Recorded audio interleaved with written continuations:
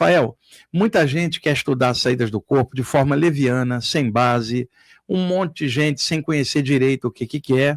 E é claro, existem autores muito bons que fundamentaram bem as saídas do corpo, cada um do seu jeito, são autores clássicos.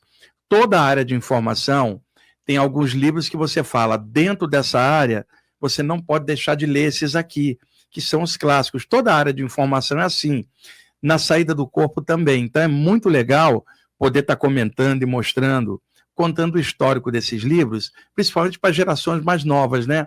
Porque muita gente quer ficar só na internet achando que isso é pesquisa. A internet é ótima ferramenta de pesquisa, no geral, mas no aprofundamento não. Você precisa ter foco, né, saber a importância de um tema desse, e é muito comum alguém falar, olha, eu queria ter uma saída do corpo dessa, como é que faz? Fala, a primeira coisa, estuda. Como é que você vai fazer uma coisa que você não conhece? Ah, mas eu já vi um site na internet.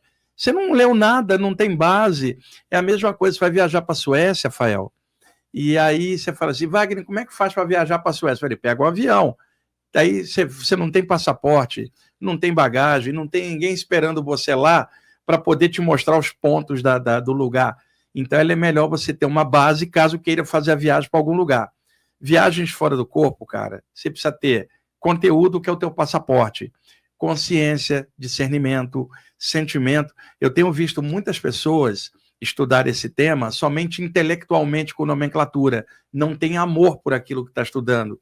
E, Fael, quando você estuda uma coisa só na mente, não tendo amor pelo que você estuda, você não tem vivacidade no que você fala, você vira um repositório de informação, alguém te pergunta, você fala capítulo tal, livro tal, e vai, mas você não tem amor por aquilo. Quando uma pessoa mexe com isso e tem amor, os olhos dela brilham quando ela fala daquilo, ela está cheia de tesão de falar daquilo, é o que ela ama. No caso, quem gosta de livros, olha para os livros, cara, fala, meu Deus do céu, ainda bem que Deus me deu a chance dessa vida de estudar isso daqui, né? E por um lado, você tem muito estudante teórico que estuda tudo e não tem prática de nada. Por outro lado, você tem muita gente que tem a prática e não estudou coisa nenhuma. Então, o legal é equilibrar tanto a prática quanto o estudo teórico dentro do equilíbrio. E outra, observar se aquilo está trazendo crescimento para a pessoa. Porque se a pessoa não for feliz estudando essas coisas, para que estudar? E eu tenho visto muito estudante, não só de saídas do corpo, mas da espiritualidade, triste, cara, com coisas dela mesma. Eu falo, está com a grande abertura da sua vida, como que você está triste? Os problemas da vida acontecem, mas a chance de estar estudando, poxa, tem gente que não pôde almoçar hoje, porque não tem dinheiro em vários lugares do mundo. Você pode comprar um livro e estudar, como que você está triste? Triste é o cara que não almoçou em algum lugar do mundo. Então, olhos brilhando quando estudar uma coisa dessa, amor por aquilo e inteligência para ter fundamento. Mas não é só inteligência, não é só amor, é o equilíbrio nisso tudo. E aí você falou sobre livros, né? Você me deu alguns livros e eu achei muito legal, porque facilitou muito minha vida. Eram livros que você estudava e já tinha todas as referências marcadas lá, então vou direto ao ponto ali, já ficou tudo resumidinho. Aqui, assim, eu gosto de pegar o livro, eu sublinho algumas partes, dobro página, põe comentário embaixo, porque assim, às vezes você vai pegar o livro 1 ano, 2 anos depois, você já tem um próprio guia que você fez, e aí você já vai nos temas específicos. Muito bom. E às vezes as pessoas olham para os estudantes e falam assim, nossa, mas esses livros são explicativos, você não gosta de livro de história? Eu gosto desses aqui mesmo, cara, que são explicativos, que vão direto ao ponto. E aqui já tem um clássico aqui, né, que é a projeção do corpo astral aqui, pessoal. Olha, esse livro aqui Esse livro saiu na década de 1970 aqui no Brasil. São 2 autores americanos, Sylvan Joseph Muldon e Hirior Carrington. O livro é de 1929, é um clássico, um dos primeiros sobre o tema, e saiu no Brasil na década de 70. Eu sou muito grato a esse livro, foi o primeiro livro que eu li sobre saídas do corpo. Eu tinha 16 anos, era o ano de 1978. E sabe, Fael, quando você sabe que um autor está falando a verdade, porque ele está descrevendo exatamente o que você já sentiu e que ninguém explica, ou quando alguém fala algo que você já sentiu, quem não sentiu aquilo vai duvidar.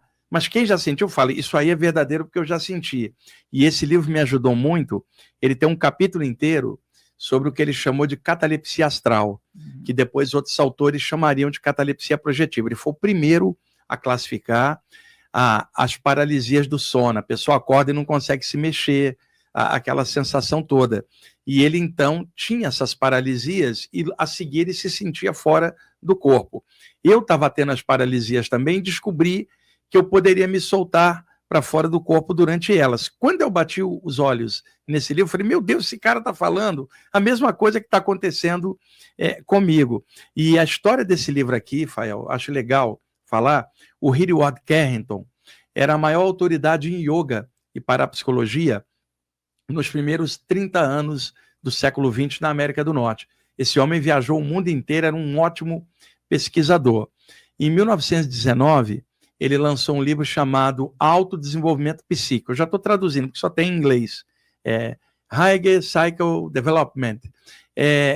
Um livro que trazia capítulos de yoga, chakras, vida após a morte, um capítulo de projeção astral. Na época, você não tinha literatura de projeção astral a quantidade que você tem hoje. Um ano depois, ele lança uma continuação com outro capítulo. Sylvan Muldon morava no centro da América do Norte. Em 1925, ele tinha 22 anos, leu os livros do Carrington, mandou uma carta para ele dizendo, eu tenho saídas do corpo desde que eu tinha 12 anos. E começou a mandar os relatos para o Carrington. Carrington viu que tinha um projetor extrafísico nas mãos, juntou os relatos do Sylvan Muldon e falou assim, vamos publicar. Você explica, conta os relatos e eu faço a introdução do livro, porque como eu sou conhecido, meus livros são best-sellers, vai ser legal fazer em coautoria. E aí, em 1929, saiu esse livro, Projeção do Corpo Astral, Sylvan Joseph Muldon, Hiriward Carrington.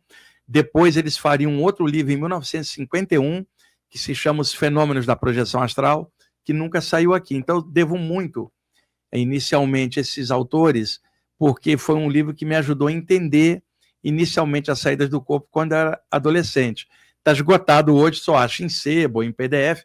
Corram atrás. Quem tem paralisia do sono, corre atrás desse livro, que é um clássico. E essa questão da paralisia do sono é um aspecto que assusta muita gente.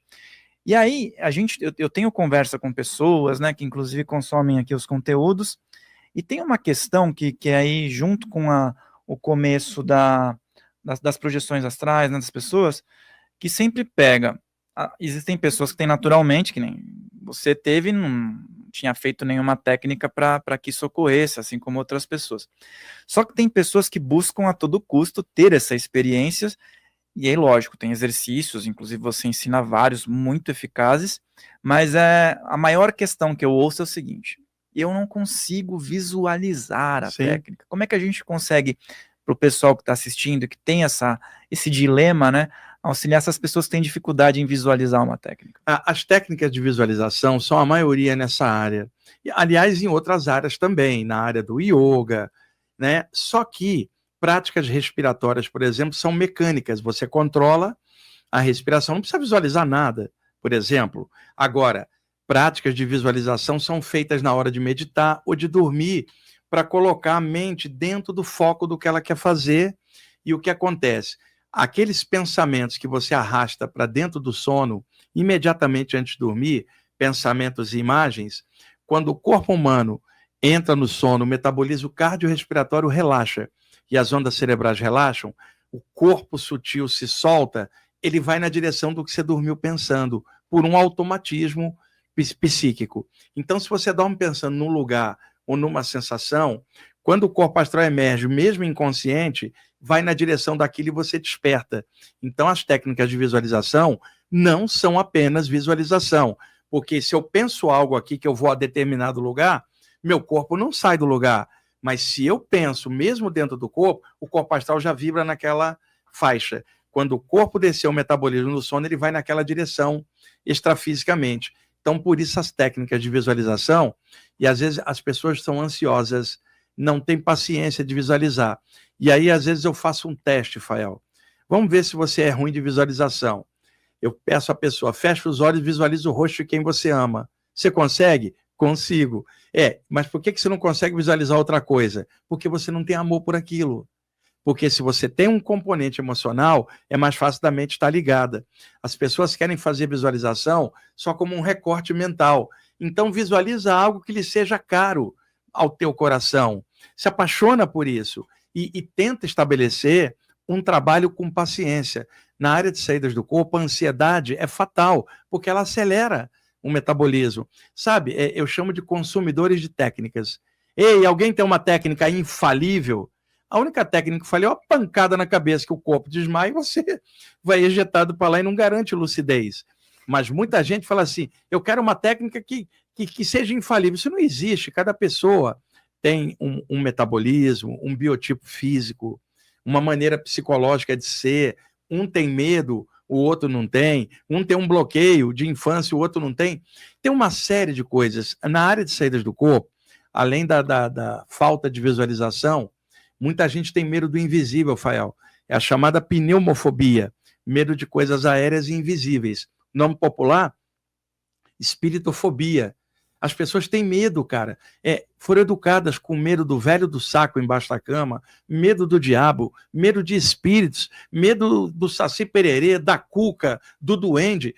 E aí ela cresce como adulta, ela aqui quer conhecer algo, mas lá dentro tem um medo encalacrado dentro dela, que inconscientemente na hora acelera os batimentos. Na hora da saída do corpo, muita gente quer, mas sem entender as consequências da saída, por exemplo, alguém quer sair do corpo, mas tem medo do invisível. É melhor ela não sair, porque ela vai para onde quando ela sai?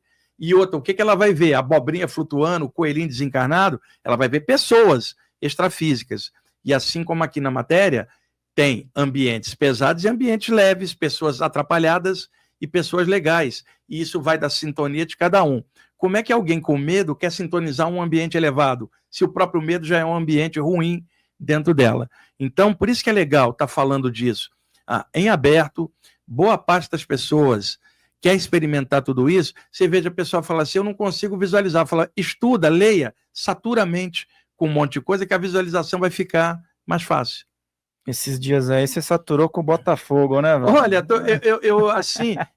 eu ando prejudicando as projeções, porque eu durmo pensando no Botafogo, na Libertadores, no Brasileirão, né? Daqui a pouquinho, às 2h da tarde, o Botafogo joga com o Pachuca do México aí pelo campeonato já mundial. Vamos ver, mas a gente já tá bem, né? O Fael é corintiano, pessoal, ele tá numa inveja esse ano danada. Viu, o Wagner escolheu ficar aqui do que ver o jogo, então isso exatamente, alegria, eu era para estar vendo o jogo daqui a pouco às 2h, mas em nome da luz, eu tô aqui com amor. E aí você falou sobre essa questão do medo, do receio. Tem mais um livro aqui que também é clássico, né, do Monroe, Viagens Fora do Corpo, vou mostrar aqui pro pessoal. E aí a questão é essa, a viagem fora do corpo, de uma forma ou de outra, vai estar tudo ali frente a frente se a pessoa tiver uma experiência espiritual. Só que as pessoas muitas vezes querem sair do corpo e também trabalhar a clarividência. Às vezes a clarividência ela tem um jeito de ser trabalhado. E também diferente da saída do corpo. Totalmente diferente. E é diferente da saída do corpo, sim, né? Então, muitas vezes as pessoas correlacionam as duas coisas. Confunde, às vezes, as duas coisas. Fael, a clarividência está radicada no chakra frontal potencial. Então, você daí, num estado alterado, você pode ver minha aura, ver algo ali ou à distância. Você não saiu do corpo. A saída do corpo, você espacialmente está lá, teu corpo está vazio aqui. Só que, às vezes, mescla uma coisa com a outra. Você trabalha com mentores. Então, existe um trabalho espiritual para ser feito que já está montado há horas, só esperando você ir dormir.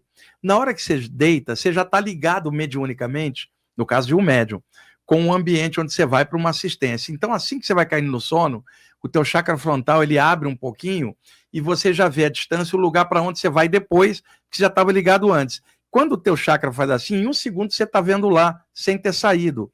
Chama-se clarividência viajoura, uma espécie de visão remota extrafísica. Aí você apaga, quando acorda está lá. Aí você fala, puxa, já estava tendo a saída antes. Não era, era clarividência antes da projeção astral. Outra coisa, muitos autores que publicam um livro de saídas do corpo e que tem essa saída para lá, não tem, às vezes, a sensibilidade aberta aqui, anímico-mediúnica. Quer dizer, fulano de tal editou um livro de saídas do corpo. Aqui ele não tem clarividência, não sabe nada de mediunidade, nem de chakras. Muitos autores são assim.